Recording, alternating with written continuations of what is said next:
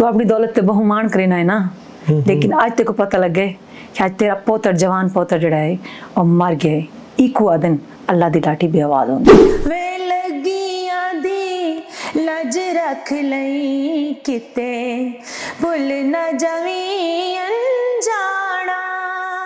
मुझे याद है कि मैं बाकायदा शरई नकाब करती थी, तो आप यकीन करें कि 4-4 5-5 घंटे सिर्फ वकला हजरात इस चक्कर में बिठाए रखते थे कि ये पानी पीने के लिए नकाब तो हटाएगी। मुल्तान के लोग बहुत कंजर्वेटिव हैं। क्या कभी ऐसा मौका आया कि आपको इमरान खान साहब से मुलाकात का मौका मिला हो? कंटेनर में रही साथ है, जितनी तहरीक चली मैं साथ साथ थी। मैंने कहा खान साहब ने कहा था ना क्या हम कोई गुलाम है, जो भी कुछ कहेगा कोई क्यों मान लेंगे हम कोई गुलाम तो नहीं। पीटीआई का इसके बरक्स बहुत ज्यादा लोग गा रहे थे, मलकू भी गा रहे थे। मलकू जो है वो नहीं गा रहा था, मलकू बेसिकली मलकू ने तो फेम के लिए ही गाया है। उसने एक गाने के अंदर 804 लगा के, हमारे 80% लोग हैं ही जाहिल, इसीलिए हम लोगों ने जाहिल हुक्मरान जो है एक्सेप्ट किया। वाले मेरी तो की सलामत रखना, फर्श के सारे खुदाओं से उलझ बैठा हूँ। 9 मई तो बाद में आया। मुश्किलात का सामना तो मैं 1 साल पहले से, जब से मैंने ये तराना गाया तो मेरे इवेंट्स बंद हो गए, मुझे शोज आना बंद हो गए, मुझे लोगों ने थ्रेट करना शुरू कर दिया। जितना भी जोर लगा लो, सच को जितना भी दबा लो, मर्दे हक के रास्ते में जितने भी बाड़ लगा लो, उसके जुनून ने सब सलाखों को पिघलाना है।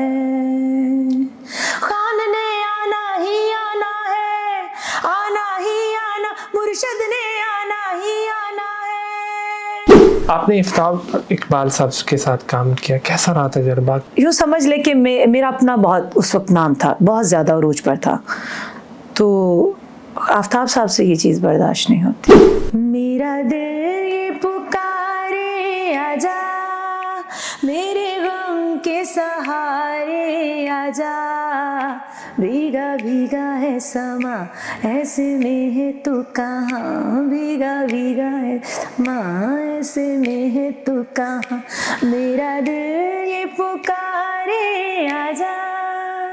अस्सलाम वालेकुम, welcome to Bukhari podcast.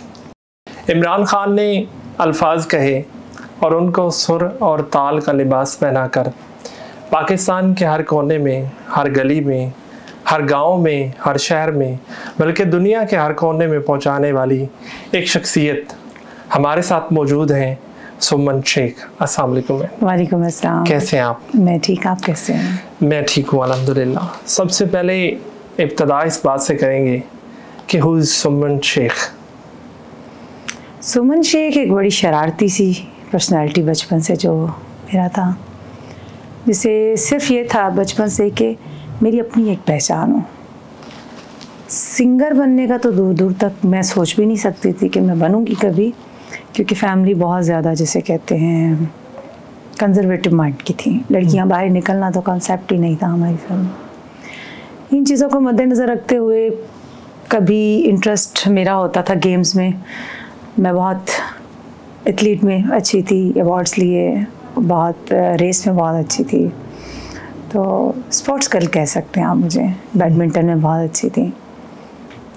School college के बाद फिर जब बड़े हुए तो पता चला हम बाहर तो निकल नहीं सकते, बल्कि घर वालों ने कहा कि अगर तुम स्पोर्ट्स में कहीं तुम्हारा नाम आ गया, एक मुझे पता, मैं छोटी सी थी, अखबार में मेरी एक पिक्चर लगी थी कि इस बच्ची ने रेस विन की है, तो मेरे ताया अबू और सब ने कहा था कि अब इसके बाद तुम्हें स्कूल नहीं पढ़ाया जाएगा अगर दोबारा तुमने ऐसी कोई हरकत की तो इन बातों को मद्देनज़र रखते ये तो खाम ख्याली निकल ही गई कि कभी मैं मंजर आम पर आऊँगी। बट फिर एक ब्यूटिशियन का चाम चढ़ा कि मैं ब्यूटिशियन बन जाऊँ।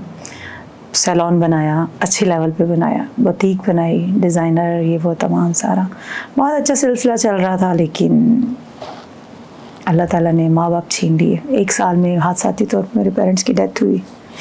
छोटे थे सब, बहन भाई, एक बाजी बड़ी थी, बाकी बहन भाई छोटे थे।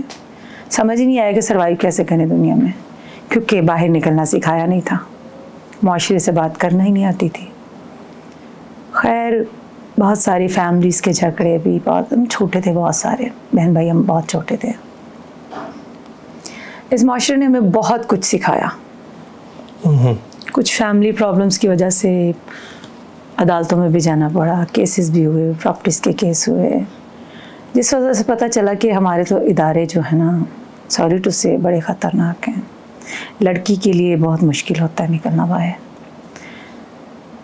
इवन कि जितना ढक के लड़की बाहर निकलती है खुद को, उतना ज़्यादा उसके अंदर इंटरेस्ट लिया जाता है।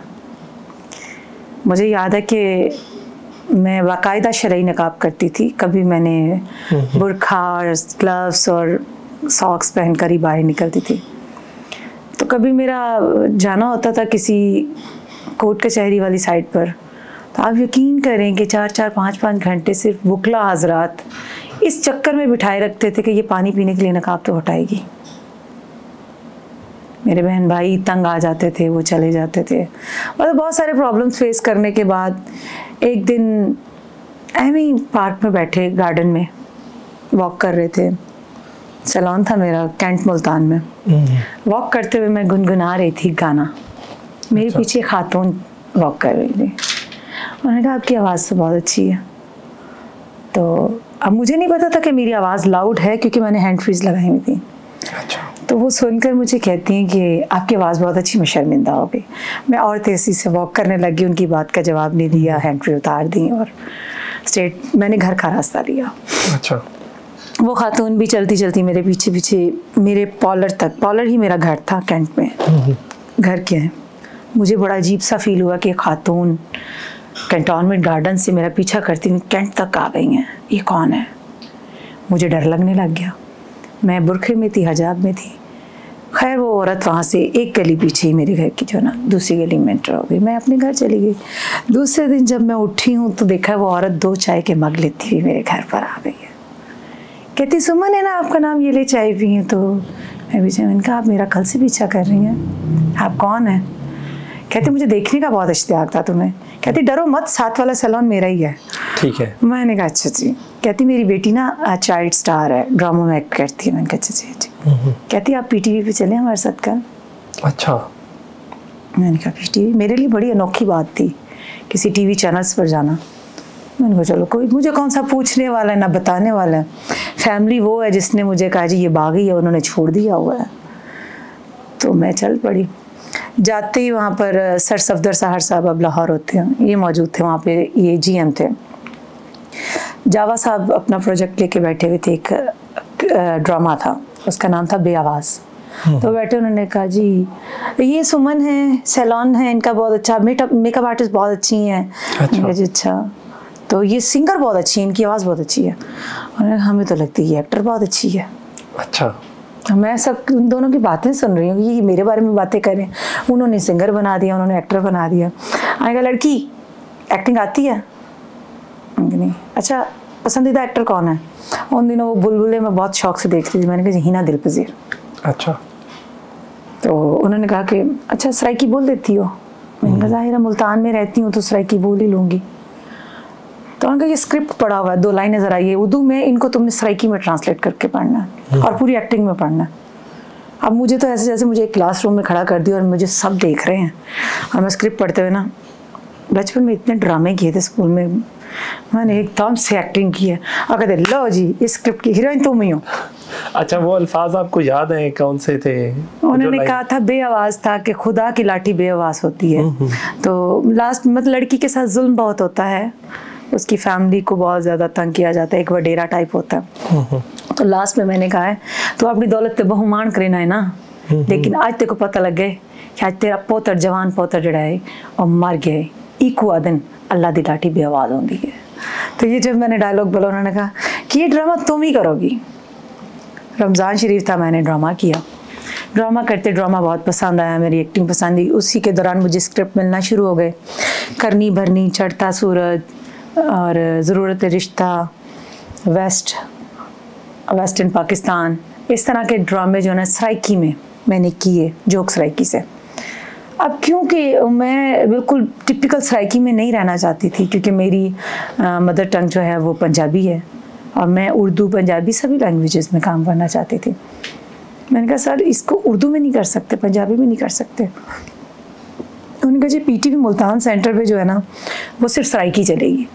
मैंने कहा फिर मेरा सलाम जो दोनों, मैं आज तो बड़ा ड्रामा नहीं करांगी। बस इस दौरान मैं अपनी म्यूज़िक की तालीम लेती रही। और फिर जब मैंने पहली दफ़ा जब मैंने एक गाना रिकॉर्ड करवाया, वो मेरा आर्मी के लिए था, नेशनल एंथम था मेरा, माशाल्लाह। अब वो था माई हीरो पाकिस्तानी। फिर उसके बाद मैंने किया बिल्लो, फिर उसके बाद बिल्लो इतना अच्छा नहीं गया, वो भी इतना अच्छा नहीं गया क्योंकि नहीं पता था कि इसको यूट्यूब से अपलोड करते हैं कैसे। मैंने गाना बनाया, आपको सेंड कर दिया, आपको सेंड कर दिया, सबको सेंड कर दिया।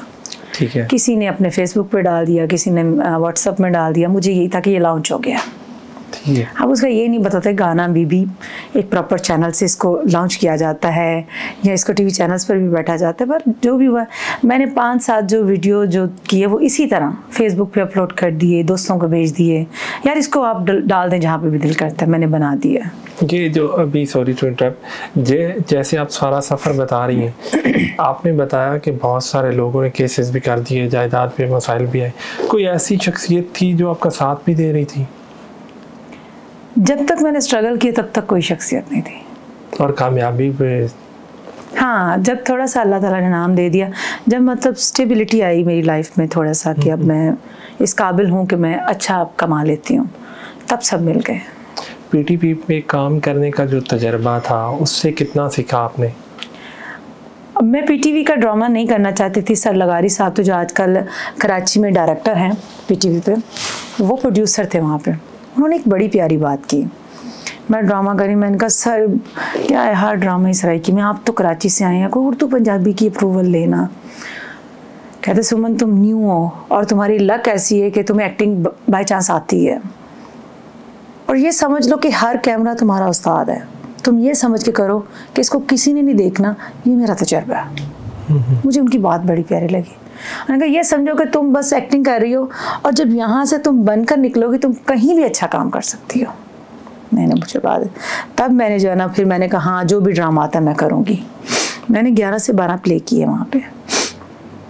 इस दौरान मैंने होस्ट भी किए, शोज़ होस्ट किए, लाउंज अफेयर किया और म्यूज़िक के शोज़ होस्ट किए। म्यूज़िक से रिलेटेड मैंने सिंगिंग भी बहुत सारी की वहाँ पे, सराइकी में की।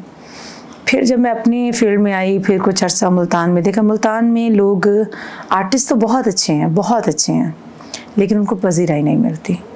मुल्तान के लोग बहुत कंजर्वेटिव हैं। हाँ, मीठे होने के साथ साथ लोगों का नहीं एक्सेप्ट नहीं करते, लड़की का बाहर निकलना नहीं करते, चाहे सुन भी रहे होते हैं, सारी दुनिया से आर्टिस्टों को बुलवा कर पे करके करते, लेकिन उनकी इज्जत नहीं करते। शोहरत ऐसा हुआ कि एक तो मैंने लता जी का गाना था मेरा दिल ये पुकारे आजा, वो टिकटॉक पे बहुत वायरल हुआ। अच्छा। और उसी के साथ ही ये हादसा जो खान साहब के साथ हुआ, और मैंने फिर वो हम कोई गुलाम तो नहीं गाया, उसने तो फिर रिकॉर्ड ही तोड़ दिया ना। अच्छा, हमको गुलाम है, ये आपने पहले से कुछ तैयार किया हुआ था या सडनली आपने बस से एकदम से ही वो जो गाना है वो गा दिया? उसमें आपने सारे हालात को एक तस्वीर में जैसे मोती परोए होते हैं वैसे आपने परो दिया, तो ये क्या इसकी तैयारी में क्या सीन था? ये तैयारी यूँ हुई कि हम लोग पहले तो बताओ मेरे कैरियर का जो शोबिस का स्टार्ट था वो भी रमज़ान शरीफ में हुआ था। अच्छा। और ये जो तराना मेरा हिट हुआ ये भी रमज़ान शरीफ में मैंने अपलोड किया, आपको पता है जब खान साहब को उतारा गया था तो रमज़ान था, तो मैं खैर हम लोग बैठे हुए टीवी देख रहे थे, जब ये खबर आई है तो मैं बहुत दिल बर्दाश्त हो गई, बच्चों की तरह रोने लग गई। इतना रोई कि मुझे नहीं समझ आ रही थी मैं हिचकियों से रो रही हूँ। मेरे बहन भाइयों ने वीडियो बनाना शुरू किया, हंसे जा रहे हैं, वो मेरा मजाक उड़ा रहे हैं कि ये क्यों इतना ज़्यादा ये कर रही है रिएक्शन। तो मैंने उसी वक्त कॉल की अपने दोस्त को, अब डेथ हो चुकी उनकी, आसिम था नाम। मैंने कहा आसिम एक तराना लिखना है तो पीटीआई के लिए, और कहता मैडम जी तुम छड्डो तुसी केड़े कम्मा च पै रहे हो। मैं कहा मुझे तराना करना है। उसने कहा मैं पीटीआई के लिए कुछ नहीं कर, मैं पार्टी के लिए किसी के लिए कुछ नहीं लिखूंगा। मैंने कहा ठीक है। मैं गई हूँ, बाजवा साहब बड़ा फेमस नाम पंजाबी शायर जो हैं अल्ताफ़ बाजवा साहब, तो तो बाजवा साहब ने भी बहुत सारे लिखे शायर, और शायरों ने भी बहुत सारे तराने लिखे। मैंने उनको को जाहिर है वो एक सीनियर शायर है, तो मैं उठकर आ गई गाड़ी में। मैंने कहा कि मैं जा रही हूँ, 1 बज गया रात का। आसिम दाना ने कहा मुझे ड्रॉप कर दे दूसरे स्टूडियो। कहता आपने बाज नहीं आना? मैंने कहा नहीं, मैंने बाज नहीं आना, नहीं तो मैं खुद लिख लूँगी और मैं जो भी हुआ मैंने बनाकर मैंने गा देना। ठीक है। कहते क्या चाहती हैं आप? मैंने कहा खान साहब ने कहा था ना क्या हम कोई गुलाम हैं, तो मैंने उसका लिखना हम कोई गुलाम तो नहीं। मैंने जवाब आवाम की उसका देना है जवाब अपने खान को। सो हमने काफ़ी देर बैठे, घंटा गाड़ी में बैठे, साथ हमने चाय ऑर्डर कर दी और साथ हम लोग जो है ना लिख रहे थे। तो 2-3 चीज़ें मैंने लिख कर दी कि मुझे इस तरह के, जैसे खान साहब या का नाबुदो या का नस्ताइन करते हैं, तो अल्लाह को बहुत ज़्यादा करीब है मेरे ख्याल में। हमारे खान साहब जो हैं वो खुदा के बहुत करीब हैं। ऐसी बात। तो मैंने उनको कहा कि उनका ये नज़रिया रखना है कि एक रब को मानते हैं, उस नबी के उम्मती हैं, ख़ास हैं, कोई आम तो नहीं। हम एक ख़ास कौम है, मुसलमानों को अल्लाह ताला ने एक रुतबा दिया है। और उस वक्त मेरे ख्याल से सुबह जलसा था, शायद सुबह जलसा था। ठीक है। उस दिन फिर हमने बैठे, हम कहता है ठीक है, सुबह नहीं उससे एक अगले दिन, अच्छा, आफ्टर डे टुमारो। तो उन्होंने कहा कि ठीक है। वो गया घर जाते उसने ना एक अंतरा बनाकर उसको तरतीब देकर तो उसने भेजा। मैंने कहा ठीक है तुम इसको ओके करो। और महबूब साहब उन्होंने उसको कंपोज किया। मैंने कहा मुझे डन है और इसकी सुबह रिकॉर्डिंग रख दो। कहता मैडम आप सच कह रही हैं, आपको ठीक लगा है ये? पहली दफ़ा आपने मेरी किसी चीज़ को सराहा है।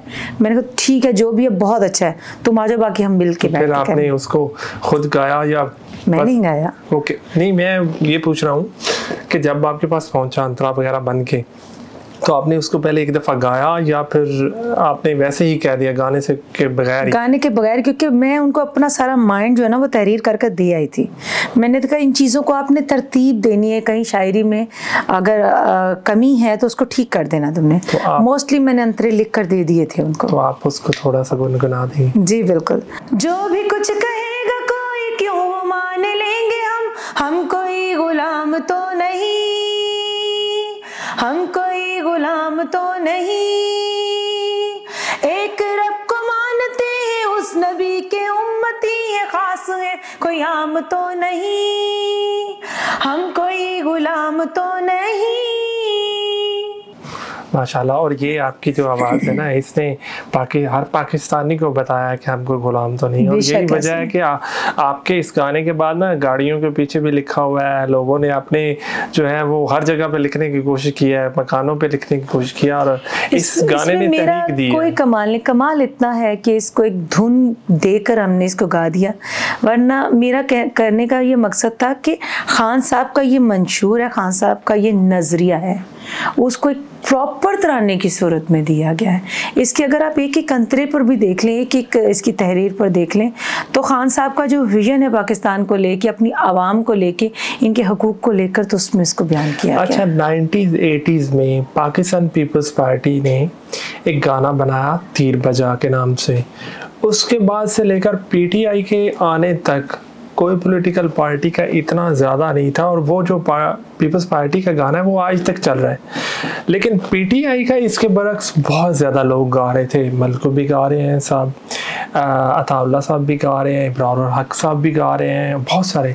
तो उसमें से निकल के आना, इतने बड़े बड़े लोग नामों से निकल के आना, ये कैसा था? सबसे फर्स्ट ऑफ ऑल आपकी बात से थोड़ा सा इख्तिलाफ करूँगी। मलकू जो है वो नहीं गा रहा था। मलकू बेसिकली, मलकू ने तो फेम के लिए ही गाया है। उसने एक गाने के अंदर 804 लगाकर उसको एक बस ऐਵੇਂ 804 लगाया। उसमें तराने का एक एहतराम होता है। आप अगर आर्मी का तराना कर रहे हैं, पाक फौज का कर रहे हैं, अपने वतन का कर रहे हैं, तो उसका एक विजन होता है, एक उसका कोई ना कोई आप चीज़ का कोई वजूद होता है लिखते वक्त। ना कि कैदी 804 होवे, ये कोई तराना नहीं कहा जाता। इसको कहते हैं कि जस्ट एक फेम हासिल करने के लिए कि उसका नाम जोड़ा गया है। उनको कोई तकलीफ़ नहीं है पाकिस्तान में क्या आ रहा है, उनको कोई तकलीफ़ नहीं है कि इमरान खान का विजन क्या है, उनको कोई तकलीफ़ नहीं है कि इमरान खान कैद में है, इमरान खान आए या ना आए, कोई भी हो, उनको पैसा चाहिए, दैट्स इट, और कुछ नहीं चाहिए। हाँ, इब्रारुल हक साहब वो पार्टी के साथ थे, उन्होंने गाया, नो डाउट अच्छा गाया। और उसके बाद जो सबसे अच्छा जो तराना था वो था अताउल्लाह साहब का, लाला का। तो जो वो उसके बाद अगर कोई गाना तराना हिट हुआ है, जो तराने ने बताया है कि इसमें एक पूरा एक जो मंशूर है और जो पूरा इसका बयान कर दिया, इस पार्टी का क्या मतलब कि नज़रिया क्या है इस पार्टी का, वो एक तराने में बयान किया है। तो वो तराना डिफरेंट है। बाकी सब लोगों ने गाया, हाँ जिसे तराने गाए थे बच्चों ने गाए हैं, प्रॉपर तराने गाए हैं। मैं उनको अप्रिशिएट करती हूँ जितने भी बच्चों ने तराने गाए हैं। एक 12-14 साल की एक बच्ची है, वो गाती है, मतलब तराने होते हैं। इब्रार ने गाए वो तराने हैं, अताउल्लाह साहब ने गाए वो तराने हैं। तो उसको लोगों ने अपनी फेम के लिए यूज़ करना शुरू कर दिया, इसका मुझे बड़ी तकलीफ हो गई। अच्छा, खान साहब को बहुत ज़्यादा लोग जो है एज ए पर्सनैलिटी जो पसंद करते हैं, एज ए क्रिकेटर पसंद करते हैं, उनकी पर्सनैलिटी बड़ी करिश्मेटिक है। आपको उनकी किस चीज़ ने इंस्पायर किया? मुझे, मैं सीरियस बताऊँ, मुझे क्रिकेट में कभी इंटरेस्ट नहीं रहा।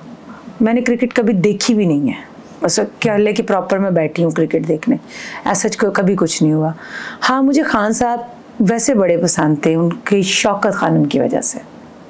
मुझे जो खान साहब से जो लगाव था, जो वो मुझे पसंदीदा लीडर थे कि उन्होंने जो हमारे यहाँ पे शौकत खानम बनाया और कैंसर का हॉस्पिटल, उसके बाद नमल यूनिवर्सिटी, और उनका जो है ना, उन्होंने बेसिक्स जो है जिससे एक कौमें पहचानी जाती हैं, तालीमी मेयार, हकूक़, हक के लिए, मतलब जो इंसान के राइट्स हैं उस पे काम किया उन्होंने काम किया तो बेस पे किया है कि हमारी जो नस्ल है वो पढ़ी लिखी होनी चाहिए। हमारे बेसिकली हमारे 80% लोग हैं ही जाहिल, इसीलिए हम लोगों ने जाहिल हुक्मरान जो है ना एक्सेप्ट किए। आप किसी भी देख लें तो उनको समझ ही कोई नहीं है कि हम नहीं पढ़ रहे, हम दूसरे मुल्क से आ जाते हैं। आप यकीन जाने कि हमारे मुल्क की लड़की दुपट्टे के बगैर बैठेगी तो एक तस्वीर पोस्ट करते उसके नीचे नाउज़ुबिल्लाह अस्तगफिरुल्लाह पता नहीं क्या क्या लिख देंगे। और फॉरेन कंट्री से आपके दरबारों पर गोरियां फिर रही होती हैं स्लीवलेस पहनकर, तो यही पेंडू उनके साथ सेल्फियाँ ले रहे होते हैं। मतलब ये ज़हन क्या कहेंगे, ये उनके शऊर की कमी का ही कह सकते हैं ना आप, कि कोई भी बाहर से आ जाए इवन के चाहे वो बाहर भी क्यों नहीं मांग रहा, अपने मुल्क में उसकी कोई भी वैल्यू नहीं है, लेकिन यहाँ आगे हमारी ज़हनी गुलाम हम ऐसे हैं कि लोग उनके साथ सेल्फियाँ लेने बैठ जाते हैं। ये नहीं पता होता ये कौन है, कहाँ से आया और क्यों आया है। मैडम, आर्टिस्ट लोग जो हैं, हमारे खान ने इस पे काम किया है। मैं आपसे सवाल करना चाह रहा हूँ कि आर्टिस्ट लोग जो हैं वो छोटी छोटी बातें भी दिल पे ले लेते हैं और वो बड़े सेंसिटिव होते हैं। आपने 9 मई के बाद कैसे ज़िंदगी चल रही है आपकी, किन मुश्किलात का सामना करना पड़ा आपको? 9 मई तो बाद में आया, मुश्किलात का सामना तो मैं 1 साल पहले से, जब से मैंने ये तराना गाया तब के बाद ही शुरू हो गया था। खान के साथ साथ मैं तहरीक में चलती रही, कंटेनर्स पर साथ साथ रही और हर जलसे में ही मैंने परफॉर्म किया। पाकिस्तान में जहाँ जहाँ पिंडी तक जलसे में मैंने वहाँ तक साथ रही हूँ। तो उस दौरान ये हुआ कि जितने भी हमारे सरकारी इदारे हैं तो मेरे इवेंट्स बंद हो गए, मुझे शोज़ आना बंद हो गए, मुझे लोगों ने थ्रेट करना शुरू कर दिया, डराना धमकाना शुरू कर दिया। मेरे शोज़ जो थे, जो बुक थे, वो कैंसिल हो गए। मतलब जैसे किसी सोसाइटी की बैटिंग का शो है तो वहाँ पर 4 बंदे किसी और पार्टी के, उन्होंने कहा ये आएगी तो शो नहीं होगा, पोस्टर हटवा दिए गए, सब कुछ। उसके बाद ये हुआ कि मैं चली गई पिछली छोटी ईद पे, लास्ट ईयर, एक तो ये गुजरी है, 9 मई से पहले मैं चली गई थी कनाडा परफॉर्म करने। कनाडा परफॉर्मेंस के लिए गई, उस परफॉर्म करने के बाद उसी दौरान ये 9 मई का वाक़या हो गया। मैं कनाडा ही थी, फिर मैं वहाँ से आ नहीं सकी हालात की वजह से। मैं 5 माह कनाडा में रही। अच्छा। जब वापस आई हूँ तो उसके बाद ये हुआ कि जी मुझे सब चैनल से बैन कर दिया गया। यहाँ पे कोई शो मेरा प्राइवेट हो जाए तो हो जाए, ना ही कोई स्कूल के शोज़ कर सकती, कॉर्पोरेट सेक्टर के शोज़ मुझे नहीं करने देते। अगर आ भी जाए एंड डे पे पेमेंट भी आई हुई होती है, शो नहीं करने देते। ठीक है, तो अब जो पीटीआई के प्रोग्राम्स में आप पहुंच रही थी या जो आपने जो पहला गाना गाया उसमें प्रमोशन के हवाले से भी कुछ सीन था, कहीं पे आपको पेड भी किया जा रहा था या नहीं? हाँ, जो है खान साहब के साथ जितना मैंने कंटेनर पर साथ रही हूँ, जितने भी जलसों में मैंने परफॉर्म किया वो मैंने फ्री ऑफ कॉस्ट किया, कोई पैसा नहीं लिया पार्टी से मैंने। ये क्योंकि मुझे जो डायरेक्ट फैसल जावेद, उस्मान बसरा जो डायरेक्ट कॉल करते थे कि कल आपकी है उसमें परफॉर्मेंस है, तो वहाँ पर मैं कभी चार्ज नहीं करती थी। हाँ, कोई पर्सनल इलाके में जैसे कि आप कह लें ओकाड़ा गई हूँ, मुरीद के गई हूँ, पर्सनल उन्होंने बुलाया, वहाँ के MNS ने बुलाया मुझे, वहाँ मैंने चार्ज किए हैं। क्या कभी ऐसा मौका आया कि आपको इमरान खान साहब से मुलाकात का मौका मिला हो? कंटेनर में रही साथ है, जितनी तारीख चली मैं साथ साथ थी। ठीक है, जितनी तारीख आप। और खान साहब अपनी स्पीच से पहले कहते थे शेख साहिबा का तराना जो है ना वो मेरी स्पीच से पहले होगा, माशाल्लाह, मेरे आने से पहले सबके हो जाए। वो आपका शेर जो है वो अर्श वाले मेरी, हाँ वो भी है। और उसके अलावा जो पहला था ना, तबाह कर दिया सबने मफाद की खातिर, मेरे वतन तुझे इमरान की ज़रूरत है, ये हम कोई गुलाम से पहले एक शेर है। उसके अलावा खान साहब वो वाला में शेर पढ़ते होते थे, अर्श वाले मेरी तौकीर सलामत रखना, फ़र्श के सारे खुदाओं से उलझ बैठा हूँ। तो इसका मैं 2 बोल सुनाना चाहूँगी। ये परस्ती के दौर में कभी ये ख्याल आया कि मैं किस मुसीबत में हूँ, मुझे इमरान खान साहब को छोड़कर पैसे की जो ज़रूरत है उसको पूरा करना चाहिए? नहीं, मैं मर तो जाऊंगी। हाँ, मुझे मना किया गया कि खान साहब के लिए अभी आपने तराने नहीं गाने। देखिए मेरी बात सुने, मेरी ऑडियंस, मेरी आवाम ये पूछती है कि आपने खान साहब के जाने के बाद कोई तराना नहीं गाया अभी तक, जब से वो जेल में है। तो उनके लिए शायद, क्योंकि बाय फेस लोग आपको बहुत कम जान रहे होते हैं तराना सुन के, तो ये जो तराना बहुत वायरल है, हर पोस्ट पर लग रहा है खान ने आना ही आना है, वो मेरा ही तराना है जो खान साहब की जेल की रिहाई के लिए मैंने गाया हुआ है। तो है जितना भी जोर लगा लो, सच को जितना भी दबा लो, मर्दे हक के रास्ते में जितने भी बाड़ लगा लो, उसके जनूने सब सलाखों को पिघलाना है। खान ने आना ही आना है, आना ही आना, मुर्शद ने आना ही आना है। ये तराना मेरा ही है। पर उसके बाद रीज़न ये है कि अच्छे बुरे लोग जो हैं वो हर जगह पर हैं। ऐसी बात है, ज़रूरी नहीं कि खान साहब के साथ जो लोग चल रहे हैं वो सभी सिंसियर हैं। ठीक बात। तो मैं किसी जलसे में नहीं जा रही, किसी जगह पर नहीं जा रही कि मुझे किसी पे एतमाद ही नहीं है। मैं खान साहब के लिए तो खड़ी हो जाऊंगी। हाँ, उनके जो कुछ लोग, अब बहुत सारे लोग हैं धरनों में जाते हैं, बड़े बड़े लाहौर के नाम है, लीडरशिप से मायूसी है।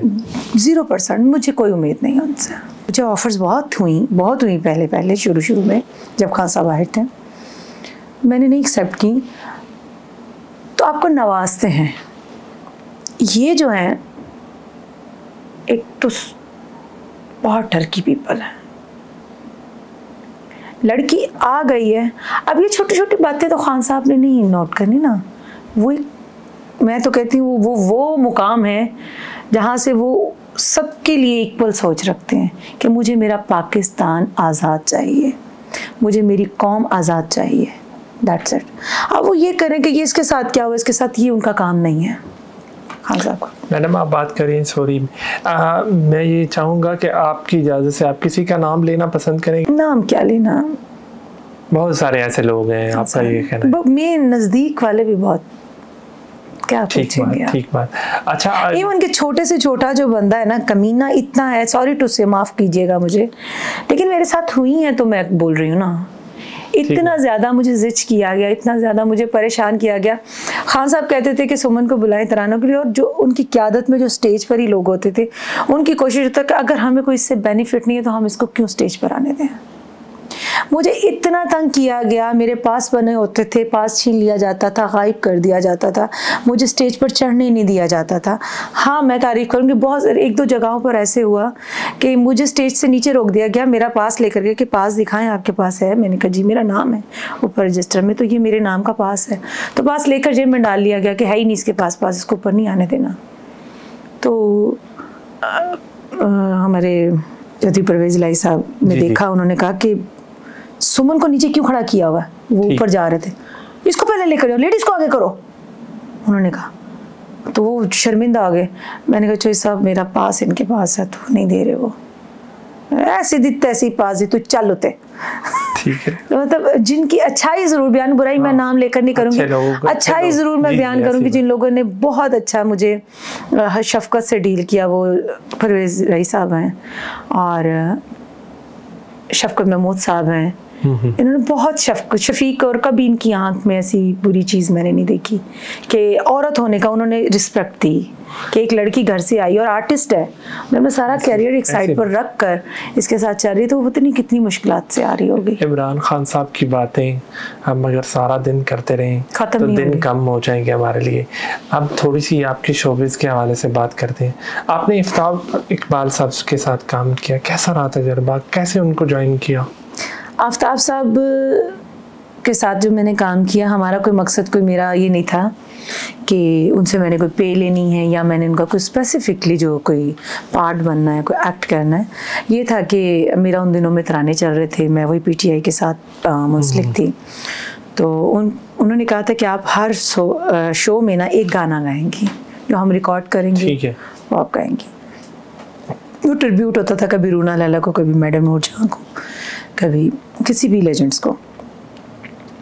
जब मैं गई हूँ वहाँ पर, तो क्योंकि उन दिनों में मेरा बहुत ज़्यादा काम था, जलसों में हर वक्त होती थी मैं, तो यूँ समझ ले कि मेरा अपना बहुत उस वक्त नाम था, बहुत ज़्यादा उरूज पर था, तो आफ्ताब साहब से ये चीज़ बर्दाश्त नहीं होती।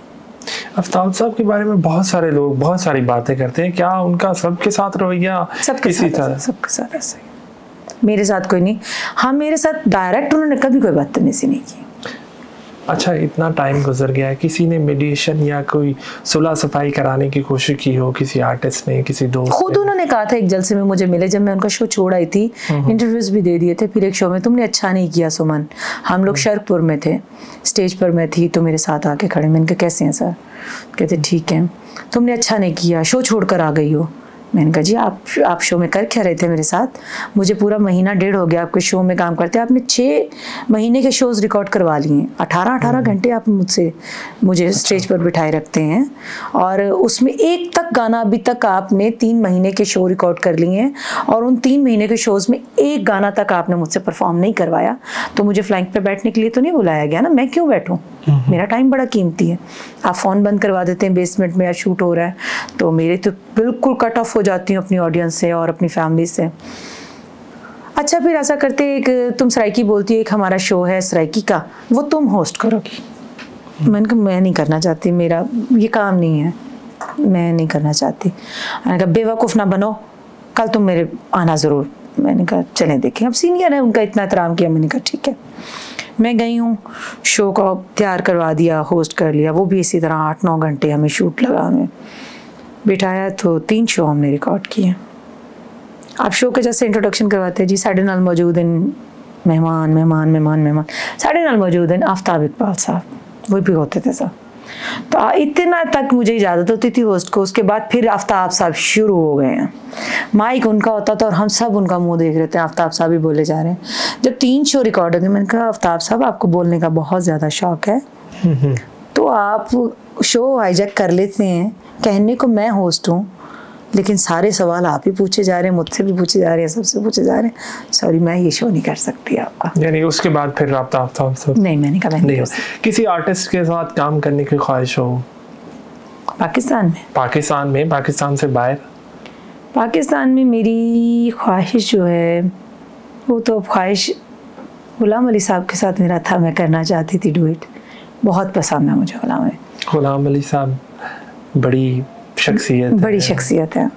आज उनको गाने की कोशिश की है, उनको नकल करने की कोशिश? नहीं, उनको मैं नकल नहीं कर सकती, मेरी इतनी हस्ती नहीं है, लेकिन कभी डुएट गाने होते हैं, हम लोग सिंगर्स बैठकर उनके गाते हैं, लेकिन गुलाम अली साहब मेरे बहुत फेवरेट हैं, उनकी गज़लें सुनती ज़रूर हूँ। गुनगुनाने की कोशिश नहीं की आप? नहीं, मैं ज़्यादा फीमेल्स के गाने गाती हूँ। फीमेल्स में कौन ज़्यादा पसंद है? पाकिस्तान? मैडम नूरजहां। और पाकिस्तान से बाहर?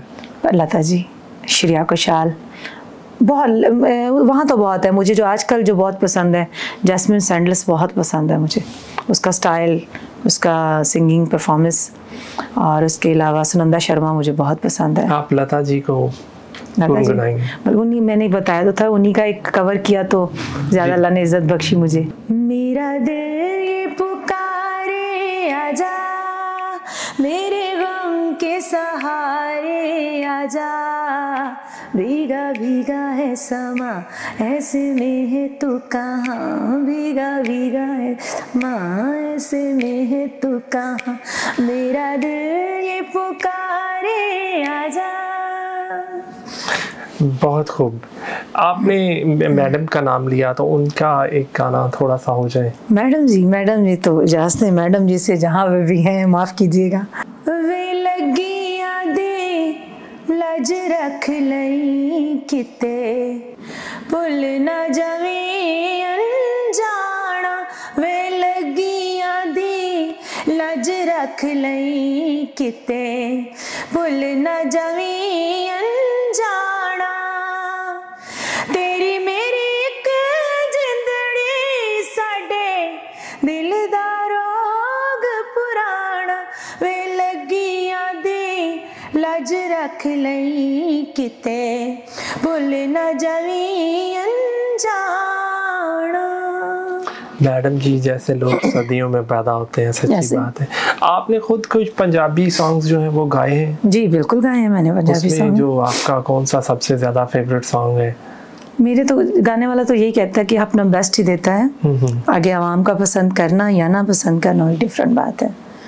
तो मेरा जो लोग पसंद कर रहे हैं वो एक मैंने पंजाबी गाना गाया, ज़रा है तो आजकल के दौर का, लेकिन पसंद किया जा रहा है। लाए ठगबाज़ा ने साडे शहर च डेरे, लाए ठगबाज़ा ने साडे शहर च डेरे, तेरे मुँह ते तेरे ते मेरे मुँह ते मेरे, हाँ तेरे मुँह ते मेरे मुँह ते मेरे, ऐना बाजाना नहीं लख समझाए, पानी दी जा पावे खून पिलाए, सप भी आपने ते आपने सपेरे, तेरे मुँह ते तेरे ते मेरे मुँह ते मेरे। बहुत खूब। जैसे कहते हैं कि हर कामयाब मर्द के पीछे एक औरत का हाथ होता है, आपकी कामयाबी के पीछे क्या किसी शख्सियत का हाथ है?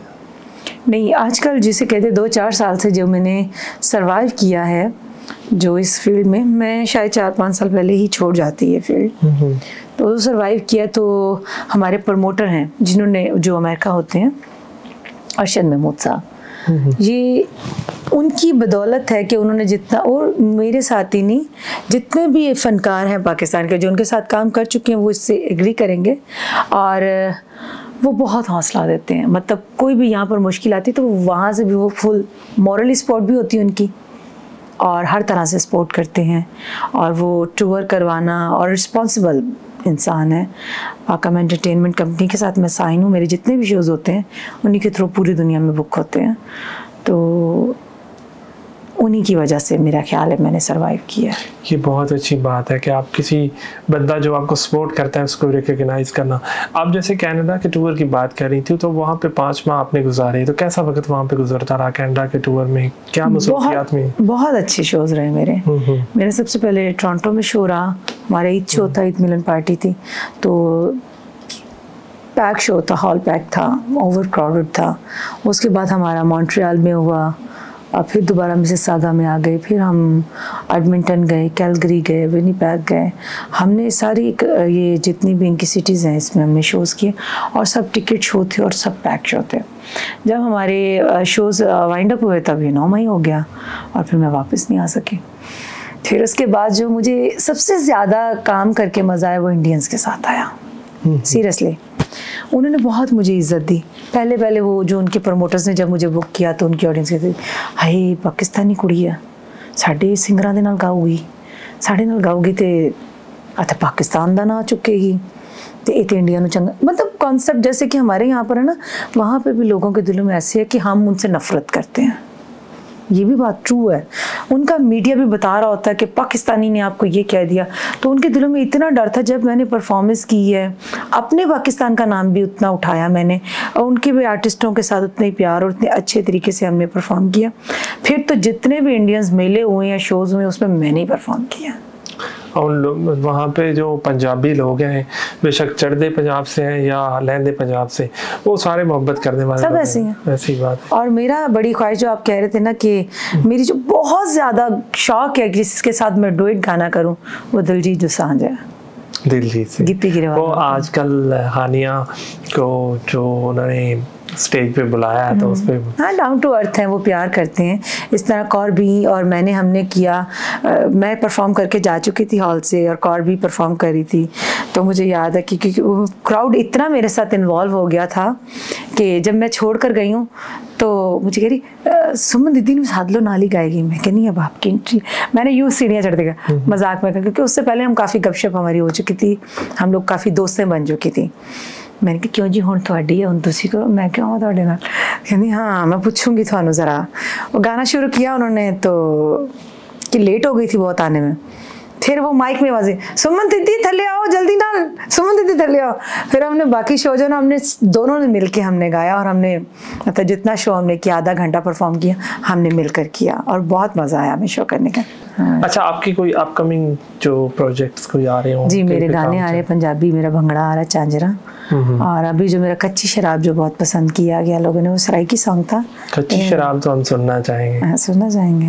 अपने जिस्म तले सा मैं तेरिया बुलावा, कच्ची शराब कोलों तेरी जान मैं छुड़ावा, जीवे तू जगत शाला, जीवे तू जगत शाला, यादां नू मोड़े आए गैरां दे आखे लग के, ना तैनू छोड़े आए गैरां दे आखे लग के, ना तैनू छोड़े आए। किस्मत दे हेरा फेरा, किस्मत दे हेरा फेरा, सानू विछोड़े आए गैरां दे आखे लग के, ना तैनू छोड़े आए। मैं आपसे पूछूंगा कि आपने बहुत मुश्किल वक्त भी देखा और पाकिस्तान के टॉप 3 जगह पे भी चली गई, फेम बहुत ज़्यादा हासिल की, आप आने वाले नौजवानों को क्या पैगाम देंगी? आने वाले नौजवानों को मैं ये पैगाम दूंगी कि सबसे पहले तो आप हक सच की बात पे खड़ा होना सीखें, और सबसे पहले मेहनत करें। अगर आपके पास सोर्स हैं, आपके पास इनकम है, आपके पास कमाई है, आपका घर अच्छा चल रहा है, सबसे पहले देखें, आप कोई भी काम कर रहे हैं उसको सबसे पहले इज्जत दें। उस काम से आप अर्न कर रहे हैं उसको बढ़ाने का सोचें। और कोई भी लड़कियां हैं या लड़के हैं, अपने वसाइल से बढ़कर ख्वाहिशें मत करें, आपसे अपने वसाइल से बढ़कर अपनी ज़रूरियात को मत बढ़ाएं कि उसने ये पहना है तो मैंने पहनना है। हमारे घरों में आम हो चुकी है ये बात। हम बचपन में तो मुझे याद है कि ईद शबरातों पे हमें नए सूट मिलते थे। अब हमारे पास जितने भी सूट हैं हमें कम लगते हैं, जितने भी जूते हैं हमें कम लगते हैं। तो हम कहते हैं कि हमारा ये ब्रेसलेट मैच नहीं है तो हमने फ़लाँ जगह पर नहीं जाना, तो खुदा के लिए इस ब्रांड्स को, ब्रांडिंग को, इसको अपने आप से निकालें, नॉर्मल हों। हमारे मुल्क के हालात ऐसे, हम लोग सिर्फ ना एक ये पिक्चर बनाते हैं, सिर्फ आईफोन दिखाने के लिए हम पिक्चर बनाते हैं। तो मुल्क आपका भिखारी है, सॉरी टू से हैं, ऐसी बात ये हम नहीं डिनाई कर सकते। मांगना फितरत बन चुकी है, हर इशारों पे चले जाएं। आपको गाड़ी 5 मिनट के लिए आप गाड़ी कहीं नहीं रोक सकते। एमरजेंसी कॉल सुनने के लिए साइड पे गाड़ी लगाएंगे, इस शीशे पे भी आपके भिखारी आ जाएंगे इस पे। और हट्टे कट्टे ठीक ठाक नौजवान 2 गजरे पकड़े होंगे, गजरे लेने नहीं तो अम्मी की दवाई लेनी है। ये एक बड़ा खूबसूरत सा जुमला है। ये खुदा के लिए मेहनत करें, थोड़ी करें ज़्यादा करें, उसी में रहकर गुजारा करें, और जो है उसे एक्सेप्ट करें कि हम ये हैं, उसकी इज्जत करना सीखें। That's it. मैम, बहुत शुक्रिया आपसे, जो हमने बातें की बहुत कुछ सीखने का मौका मिला। Thank you so much. Thank you so much.